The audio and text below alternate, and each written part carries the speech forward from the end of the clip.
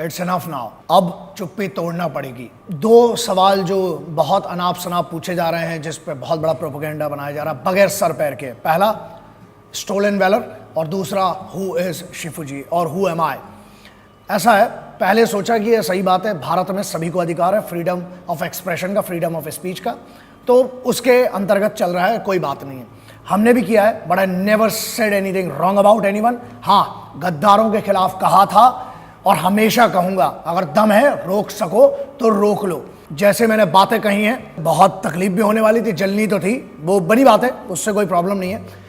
लेकिन आलोचक भी आते हैं, प्रशंसक भी आते हैं। यदि प्रशंसक आ रहे हैं तो बनी बात है, क्रिटिसिज्म होगा, आलोचना होगी। अगर कोई आलोचना कर रहा है उससे सीखेंगे। लेकिन जब आलोचना पर्सनल लेवल पे कन्वर्ट हो जाती है और जब बहुत पर्सनल हो जाती है तो जवाब देना जरूरी हो जाता है, इसलिए इसका जवाब दे रहा हूं। सबसे पहले ये मेरे फौज के ऑफिसर्स, जेसीओस और मेरे सारे सिपाही भाइयों के लिए ये वीडियो है, स्पेशली आपके लिए है। कुछ लोगों ने कोशिश करके ये मेरी एक ऐसी झूठी इमेज बनाई जा रही है कि मैंने कभी कहा है कि मैं कोई आर्मी ऑफिसर हूं या जेसीओ हूं या सिपाही हूं।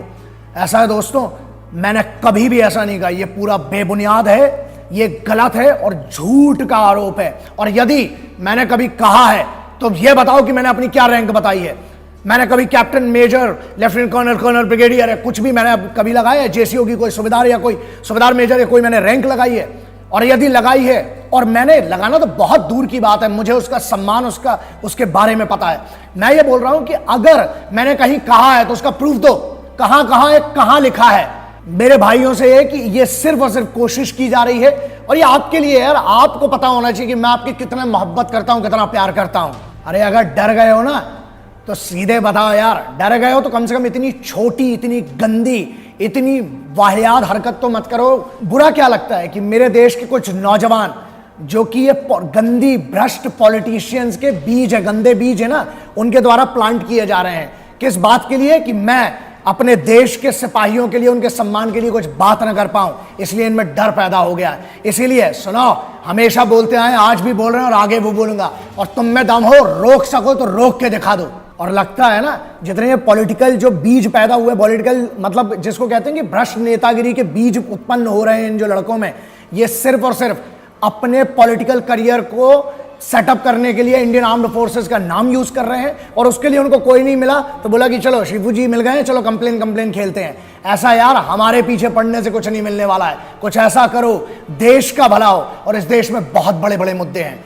हमारे पीछे क्या, हम फकीर हैं, हमारे पास खोने को कुछ नहीं है। लेकिन तुम लोग अपना पॉलिटिकल सेटअप, अपना एक पॉलिटिकल करियर सेटअप करने के लिए जो ये गंद मचा रहे हो भारतीय सशस्त्र सेनाओं के नाम पर, ये मत करो। रही बात हमें, तो हमारे रोकने की अभी तुम्हारी औकात नहीं है कि हमें रोक लो। मुद्दे उठाना है तो कुछ ऐसे मुद्दे उठाओ जिससे देश के सिपाहियों का, किसानों का, यूथ का भला हो, तुम्हारा पर्सनल भला हो। ऐसे मुद्दे उठाने से वो पर्सनल गेन कहलाता है। एक सिपाही, उसकी मां का शव रोड पर मिला था, उस पर उस समय नहीं जागे। 2 राज्यों में, 4 राज्यों में हिंदू मुस्लिम के झगड़े हो गए अभी बीच में, उस पर कोई बात नहीं हुई। किसान मर रहा है वहां पर, उस पर आपकी कोई बात नहीं हुई, ठीक है। उसके बाद एक एटीएम के बाहर एक बूढ़े रिटायर्ड सिपाही को 4 गुंडों ने मिलकर मारा। उस समय आपके अंदर का वो देशभक्त कहां था? वो नहीं जागा। लेकिन लगा नहीं, कोई बंदा है जो, ठीक है, इस पे बोलेंगे तो शायद ज्यादा अटेंशन मिल जाएगी। यार मेरे पीछे मत जाओ, नियत समझो उस चीज को, जो मैं बोल रहा हूं उस नियत को समझना पड़ेगा। जिनको ये प्लॉट किया गया है, इनको बड़ा आसान लगा कि कुछ वीडियोस बना लो, कुछ फेसबुक पर लिख दो, कुछ पिटिशंस दायर कर दो और एक खिलाफ एक बड़ा मुद्दा बना दो तो उससे फेमस हो जाएंगे। दिन रात, सुबह शाम गुमराह करा जा रहा है यूथ को। ये गलत फैक्ट्स प्रोड्यूस करने के बाद, फोटोज एडिट कर करके गलत फोटोज को और गलत इंसिग्निया लगा के ये सब प्रोड्यूस किया जा रहा है। मालूम है तुम्हारे पास फंड्स बहुत हैं, लोग तुम्हारे पास बहुत बड़ी बड़ी बैकिंग करके बैठे हैं, उससे कोई फर्क नहीं पड़ता। इस आंधी को रोक सको तो रोक लो। आर्म्ड फोर्सेस की, उसकी इमेज को डिस्ट्रॉय मत करो, पहली चीज। दूसरी चीज, कुछ अच्छा करो यार। अगर फेमस होना है तो कुछ किसी के कंधे पे क्यों बल रखते हो? कुछ बहुत अच्छा ऐसा कर दो कि अच्छा काम भी करोगे तो उसके कारण भी फेमस हो जाओगे। लेकिन सोचा नहीं, कंप्लेन खेलते हैं, कुछ ऐसा कर देते हैं जिससे हाँ अभी जो चल रहा है रनिंग में उसमें चढ़ जाओ। लेकिन इससे देश का कुछ भला नहीं कर रहे हो, उल्टा आप इमेज डिस्ट्रॉय कर रहे हो फोर्सेस की और उनके इमोशंस का मिसयूज कर रहे हो अपने बिजनेस, अपने धंधे के लिए। क्वेश्चन नंबर 1, किसने कहा और कहां कहा ये चीज को कि मैं एक आर्मी ऑफिसर हूं, जेसीओ हूं, जवान हूं? ये गलत अफवाह फैलाई जा रही है, बेबुनियाद, सरासर गलत बात है। और अगर मैंने कहा है तो प्रूफ दो ना उस चीज का। प्रूफ बताओ कि यहां पर ग्रैंड मास्टर शिवजी शौर्य भारद्वाज ने कहा that I am an army officer और अ जेसीओ और a soldier of Indian armed forces. I never said it. So it is being manipulated, and it's only for my respected soldiers, the true sons of this country. Please do not get carried away from such manipulated rumors. दोस्तों, मैं जितना सम्मान करता हूं, यह सब क्यों हो रहा है? यह सिर्फ इसलिए हो रहा है कि मैं इस देश के सिपाही के हक में बात ना कर सकूं, मैं सच ना बोल सकूं, और इन गद्दारों की कहीं ना कहीं आपको भी पता है बोलने की जरूरत नहीं है. और मैं ये आपको वचन देता हूं कि हमेशा अपने भारत के सिपाहियों के लिए, इंडियन आर्म्ड फोर्सेस के सोल्जर्स के लिए, जब जब कोई गद्दार खड़ा होगा, कुछ भी बोलेगा, ये पहला इंसान होगा जो आपकी तरफ से खड़ा होकर बात करेगा. यार, मेरे लिए सबसे बड़े अभिमान की बात क्या है कि मैंने कभी नहीं कहा, लेकिन अगर किसी ने मुझे सोच लिया that I am even a soldier of Indian armed forces, मेरे लिए बहुत बड़े अभिमान की बात है, सम्मान की बात है कि यार मैं तो उनके सामने जर्रा भी नहीं हूं, मेरी औकात तक नहीं है उनके सामने. एक सिपाही के सामने मेरी कोई औकात नहीं है. I consider the soldiers equal to the god. कई बार ऐसा होता है कि भगवान मदद करने नहीं आता है, लेकिन इस देश का फौजी सही वक्त पर मदद करने आता है. तो for me I consider them equal to god. Stolen valour, the question number 2. ऐसा है, ये सुन के ही हंसी आती कि शौर्य कब से चोरी होने लगा है? शौर्य, धैर्य और साहस ये लेके व्यक्ति पैदा होता है या कमाता है बड़ी मेहनत के बाद. शौर्य चोरी नहीं होता. कोई सामान नहीं है कि कोई आया चुरा के ले गया. अगर किसी को किसी के पिताजी का नाम है तो ये नहीं होगा कि अरे इनके पिताजी का नाम चोरी हो गया, अब इनके पिताजी का नाम कुछ दूसरा होगा. ये नाम है, अभिमान है, सम्मान है. ऐसे चोरी नहीं होता. पहली चीज. दूसरी चीज, जो इसको मैनिपुलेट किया जा रहा है, बताया जा रहा है, वो सरासर गलत है.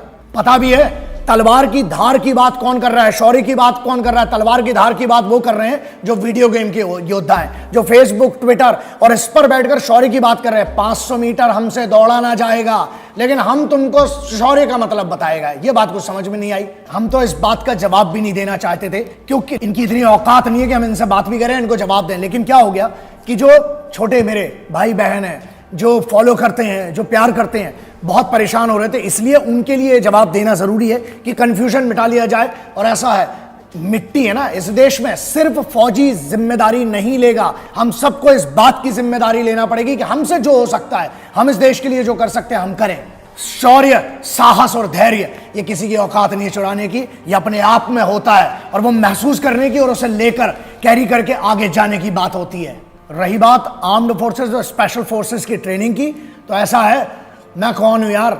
मैं तो एक जर्रा हूं, मेरी इतनी औकात नहीं है, मैं बहुत छोटा हूं, मेरी इतनी औकात नहीं, मैं इनको ट्रेन करूंगा.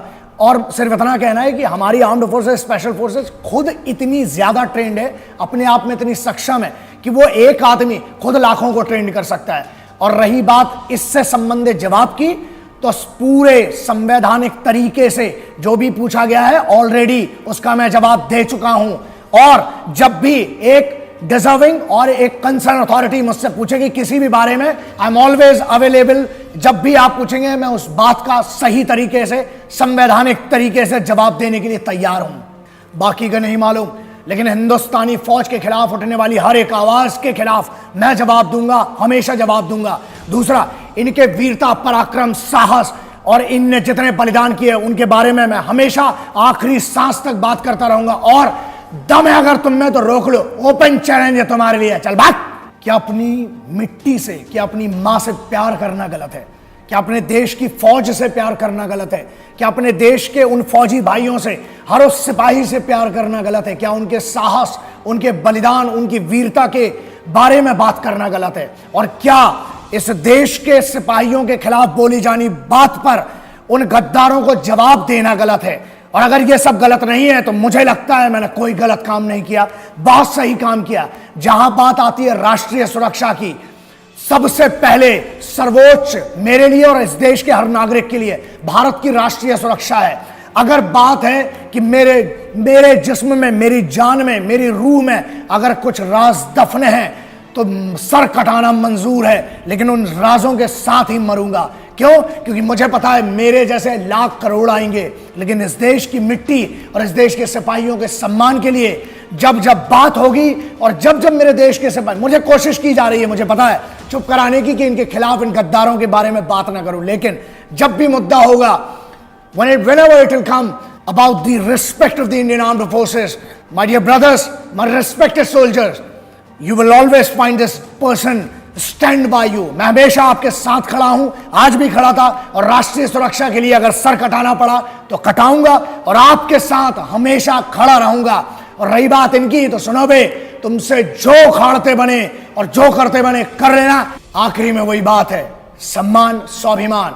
हम आपके साथ हैं दोस्तों, आप काम करें, हम जैसे बहुत पागल हैं जो आपके साथ हैं। जय हिंद, वंदे मातरम, इंकलाब जिंदाबाद, भारत माता की जय। जय जवान जय किसान।